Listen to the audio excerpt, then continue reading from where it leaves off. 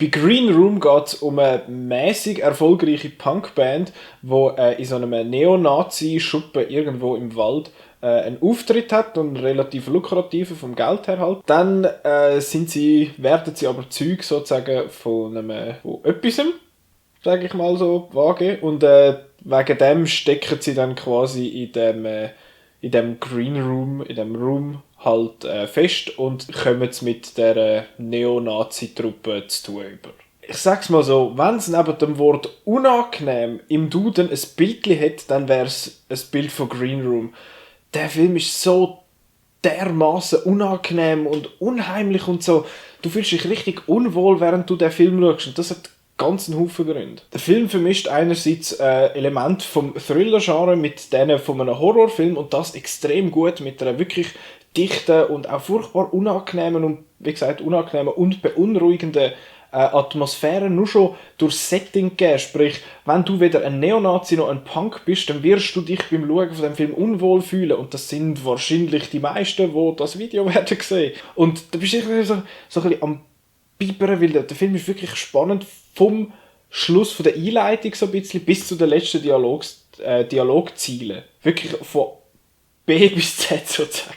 Unterstützt wird die Spannung und die Atmosphäre von der einerseits natürlich vom Bild, sprich von der Kamera. Es ist alles sehr düster gehalten, es ist sehr entsättigt, es ist nicht ein speziell farbiger Film, es ist auch kein farbenfroher, sprich überhaupt froher Film in irgendeiner Beziehung. Und mit dem Ort, wo sie gewählt haben, irgendwie so einem Wald, in so einem abgelegenen Schuppen, das hilft wirklich extrem, genauso wie der relativ subtile, aber sehr, sehr passende Soundtrack von dem Film.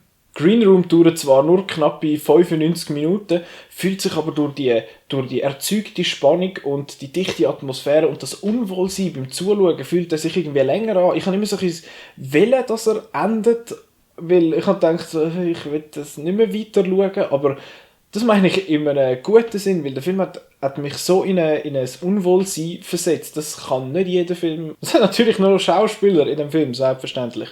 Und es hat ein paar Bekannte. Und der bekannteste von allen ist aber sicher der Patrick Stewart als Nazi-Bösewicht sozusagen. Und während ich so finde, dass man seine Figur ein bisschen mehr hätte können ausarbeiten bzw. ein bisschen mehr zum Einsatz bringen, ist er wirklich extrem gut gewesen. Der andere so ein bisschen Standout für mich ist der Anton Yelchin gewesen, wo man kennt vielleicht aus den neuen 2 Star Trek Filmen. Und auch er hat extrem gut gespielt, das hat mich überrascht. Ich habe am Anfang gedacht, so, oh Jesus, der kommt mir ein bisschen schräg über, aber der hat das wirklich über die ganze Zeit gut gemacht und wirklich schlecht ist eigentlich niemand, aber das sind so die 2, wo jetzt am positivsten aufgefallen sind, mir persönlich.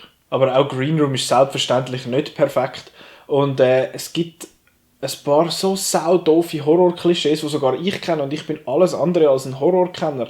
Aber wenn doch einer sagt, wenn man zu 5 oder so irgendwo herläuft und findet, wir müssen uns aufteilen. Die Horror-Klischees, das ist so doof, dort habe ich mir wirklich an den Kopf gelangt. Vor allem, weil der Film ansonsten eigentlich relativ konsequent ist, aber das ist einfach hure blöd gewesen. Also ich habe Green Room sehr genossen habe ich nicht, aber der Film ist wirklich sehr empfehlenswert für Leute, die es gerne einen Film ein bisschen düsterer, ein bisschen abgefuckt und auch unangenehm ist. Und der Film ist auch spannend, wirklich fast von A bis Z. Was man vielleicht noch wissen muss, es hat ein paar blutige Szenen, aber nicht so Arme, Blut überall, sondern so ein bisschen nicht subtil, aber auch nicht so zu krass in your face, dass du das Gefühl hast, okay, sie müssen einfach Blut drin haben, das Blut hat. Nein, es ist sehr effizient eingesetzt, wie ich finde. Was mir nicht so gefallen hat, ist, dass es ein paar wirklich die grössten Horror-Klischees bedient hat, eben so, hey, wir müssen nicht aufteilen. Aber trotzdem, aus genannten Gründen empfehle ich den Film sehr. Und ich will in nächster Zeit sowieso ein paar kleinere